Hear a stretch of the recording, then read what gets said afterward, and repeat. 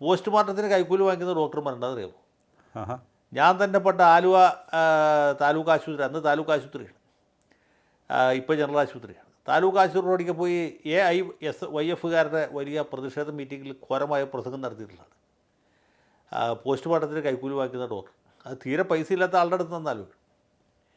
അതുപോലെ എനിക്ക് നേരിട്ടറിയാവുന്ന, പേര് പറയാൻ മടിയില്ല, ഒരു ഡോക്ടർ, അത് പുള്ളി ഒരു മെഡിക്കൽ കോളേജിൽ ഈ ഓങ്കോളജി ഡിപ്പാർട്ട്മെൻറ്റിലാണ് ജോലി, ക്യാൻസറിന് ചികിത്സിക്കുന്നത്. നാളെ മരിക്കാൻ കിടക്കും, നാളെ മരിക്കുമെന്ന് ഉറപ്പുള്ള രോഗിയുടെ ഇന്ന് കൈക്കൂലി വാങ്ങിക്കും. അത്ര ഭയങ്കരമാണ്. ഇതുപോലത്തെ ഭീകരന്മാരുണ്ട്. പ്രൈവറ്റ് പ്രാക്ടീസ് ചെയ്യുകയില്ല, ചെയ്യാൻ പാടില്ല. മെഡിക്കൽ കോളേജ് ഡോക്ടർമാർക്ക് പ്രൈവറ്റ് പ്രാക്ടീസ് നിരോധിച്ചിട്ടുണ്ട്.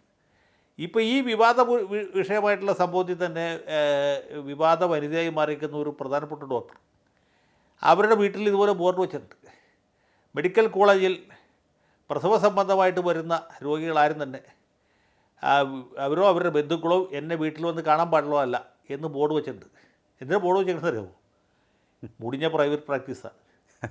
തലേ ദിവസവും തലേൻ്റെ എല്ലാ ദിവസവും അവരുടെ വീട്ടിൽ പോയി പൈസ കൊടുക്കാത്ത ഒരു ഒറ്റ രോഗിയും ഒറ്റ ഗർഭിണിയും അവർ കണ്ണോട് പോലും നോക്കില്ല. എന്ന് മാത്രമല്ല, അച്ചാലും പൂച്ചാലും ചീത്ത പറയുകയും ചെയ്യും.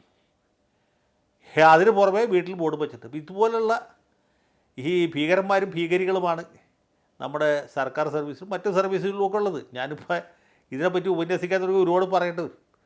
അപ്പോൾ ഇതൊക്കെ കെടുകാര്യസ്ഥതയാണ്, കൊള്ളതായ്മയാണ്, അഴിമതിയുണ്ട്. പിന്നെ മുമ്പ് DHS ആയിരുന്ന, ഡയറക്ടർ ഓഫ് ഹെൽത്ത് സർവീസ് ആയിരുന്ന ഒരു മഹാനായ ഡോക്ടറുടെ വീട്ടിൽ പിന്നീട് നടത്തി വലിയ അഴിമതി കണ്ടുപിടിച്ച് ഓർക്കല്ലേ. പരിധിയിൽ കാണാതെ സ്വത്ത് സമ്പാദിച്ചതിന് എന്തൊക്കെ സ്വത്തുക്കളാണ് അദ്ദേഹം സമ്പാദിച്ചതെന്ന് ഓർമ്മയുണ്ടോ?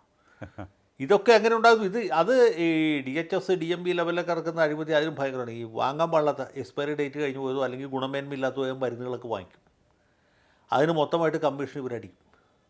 അങ്ങനെയൊക്കെ ആയിരുന്നു. അത് പിന്നെ ഘട്ടം ഘട്ടമായിട്ട് ഒരു പരിധിവരെയൊക്കെ ശുദ്ധീകരിച്ചാണ്.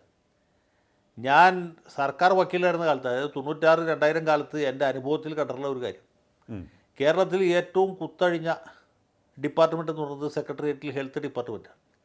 ഏറ്റവും കുത്തഴിച്ച സർക്കാർ ഓഫീസ് എന്ന് പറയുന്നത് DHSൻ്റെ ഓഫീസാണ്. അത് കഴിഞ്ഞിട്ട് DMEയുടെ ഓഫീസാണ്. അതും കഴിഞ്ഞിട്ടാണ് DPAയുടെ ഓഫീസ്, അതായത് ഡയറക്ടർ ഓഫ് പബ്ലിക് ഇൻസ്ട്രക്ഷൻ, പൊതുവിദ്യാഭ്യാസ വകുപ്പ് ഡയറക്ടറുടെ ഓഫീസ്. അപ്പോൾ ഇത്രയും നിരുത്തരവാദപരമായി പ്രവർത്തിക്കുന്ന, തീരെ കോറിലേറ്റ് ചെയ്യാത്ത ഒരു സാധനമായിരുന്നു. പക്ഷേ സമീപകാലത്തായിട്ട് ഇത് കുറേയൊക്കെ ഇമ്പ്രൂവ് ചെയ്തിട്ടുണ്ട്, നമ്മളതും പറയണമല്ലോ.